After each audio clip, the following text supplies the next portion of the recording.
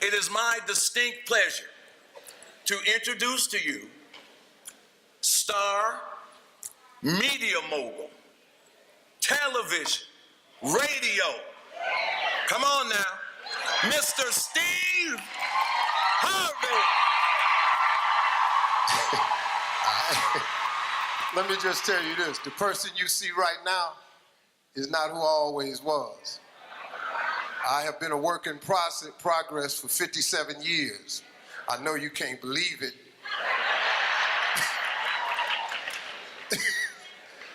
But I have been changed over the years. I'm going to try to share with you what I've learned in my lifetime. All the difficulties, all the ups and downs, all the mistakes, everything I've learned from it. I'm gonna just put it in a condensed package. The most of what I learned was from my father, who had no education at all. My daddy had a 3rd grade education. Smartest man I ever met in my life. I kid you not. If it wasn't for him, I'm not standing here today. So the trip I'm gonna take you on is to show you how I got to where I am. Through all the hardships, the failures, I was homeless. I lived in my car for 3 years, from age 30 to 33. Don't nobody know all of this. So the person you see on this end right now, it was a trip for me. It was a total and complete journey. 6th grade now, 1968, I'm 10. They sitting up there and people started standing up. Brenda wants to be a doctor. Larry wants to be a lawyer. So I stood up and I'm thinking to myself, now this here, this is a gold star moment right here. Oh yeah, this is the day I've been waiting on. I'm gonna get recognized for the brilliant cat that I am. And there's no doubt in their mind now who the star student of this school is, because I done put something on my paper that was unbelievable. Because nobody had wrote on their paper, I want to be on TV. I get up in front of the class, she said, what did you write on your paper? This is big. I said, I want to be on TV. She said, why did you write that on your paper? I said, because that was our assignment for today. She said, and what made you think you could write such a thing on your paper? I said, okay, obviously, this is not the proper tone to be talking to when you about to give me a gold star. She said, who do you know on TV? I said, nobody. She said, anybody in this school ever been on TV? I said, no, ma'am. She said, anybody in your neighborhood ever been on TV? I said, no, ma'am. She said, well, what makes you think you can be on TV? And she crushed me. I said, I don't know, but that's what I want to do. She said, I'm going to call your house and I'm going to tell your mother that you're a smart aleck. So when I got home, she on the front porch. And she said, what did you do up at that school? I said, well, Mama, I just did what she asked me to do. She asked me what I wanted to be. I wrote, I want to be on TV. She said, why did you write that on the paper? I said, because Mama, that's what I want to be. She said, when your daddy get home, I'm going to tell him you've been up at the school being a smart aleck. So he comes home, he takes his bath, and he's reading the paper, and afterwards, he said, boy, come in here. He said, what is this your mama telling me you did up at the school? And she's standing there. Tell him what you did. And I said, I wrote on a piece of paper, I want to be on TV. He said, what you do that for? I said, because that's what the teacher asked us, Daddy, what we want to be. She said, and being up there being smart, he going to put a smart answer, he want to be on TV. My father looked at me and said, well, what's wrong with that? I said, okay.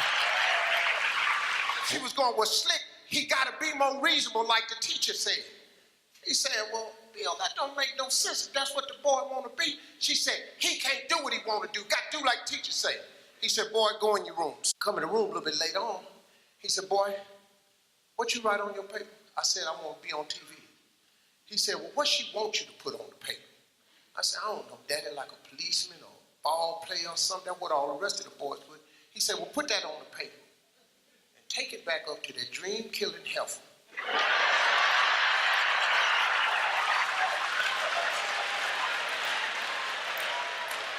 So he said, now take that paper and put it in your drawer. He said, every night before you go to bed, read your paper. He He said, every morning when you get up and go to school, read your paper. I did it. If you turn on your television set,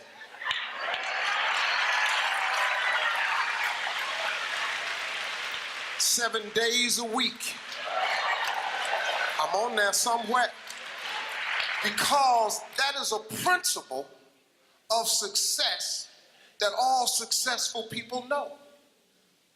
If it is written, so shall it be. That's the deal.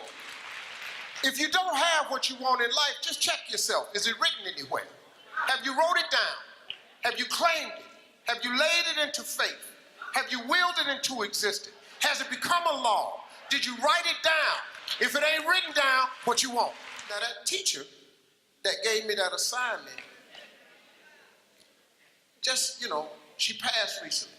She was an older woman. I loved her though. Every year, I sent her a flat screen TV.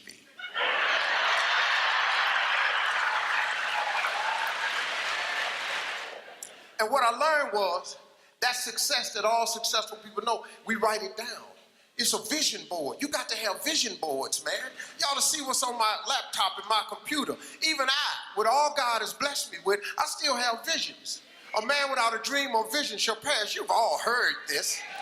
I just try to put it in a way where it's real talk. See, writing it down makes it doable. If you go through a school zone doing 35 miles per hour and the police stop you and a truck was blocking the sign that said 20 miles an hour, guess what? You still get the ticket. You know why? Because it's a written law. They put it into law. They wrote it down. The fact that you ain't read it, the fact that you didn't see the sign, tough. It's written. 20. You break the law, 20. You got to write it down. That's an important thing. See, here's a cold thing I learned. You got to fix your mindset. You change that. The moment you change your thought, your attitude determines your altitude. The moment you change your thought is the moment you change your existence. A flea is the smallest insect, one of the world's smallest insects. Do you know that a flea has a 36-inch vertical? That's pretty high. The average human being cannot jump 36 inches. 36 inches, that's right here.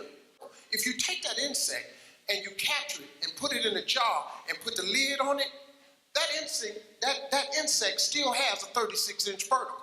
You know what it does? It jumps 36 inches, but it hits its head and gets knocked back down. So he makes an adjustment. Since I'm getting knocked back down, I'm not going to jump my full potential. I'm just going to jump just enough so I don't get knocked back down. So, if you get another flea and capture it, the flea goes into the jar. The flea, again, another flea, has a 36-inch vertical. But because he's in the jar and he's seen what happens when he hits his head and he gets knocked back down, he duplicates what he sees the other flea doing. And he jumps just high enough where he don't hit his head. The sad thing about it is when these fleas have babies, these fleas are born with a 36-inch vertical. But because they live in the jar with their mama and their daddy, and they got a 36-inch vertical, but they see everybody else jumping just so high, they duplicate it. Becomes generational. It gets passed down. The parent ain't got enough sense to say, hey, I messed up my jump, but you though, you can still go 36. That's why we try to send our kids to college, even if we didn't finish college. We try to get them through school if we never went to school. Every person in here that's a parent wants your child to have a better life than the one you had. You got to. If you don't, there's something wrong with you. You want your grandkids, your children, have a better life than the one you had. What's the deal with the job? People duplicate what they see. You can't do that. Your brain is your lid. If you take the lid off, the potential in every one of us is expansive. It's unbelievable. Imagination is everything. It's the preview to life's coming attractions. You know what that means? Everything thing was once a thought. That's what that means. Let your imagination go. Open up your mind, trip a little bit, be something extra. The Wright brothers were sitting around one day and said, hey, I'm gonna fly like a bird. So people said, come here, man. What this dude just said. Tell him what you just said. I'm gonna fly like a bird. I flew in here today.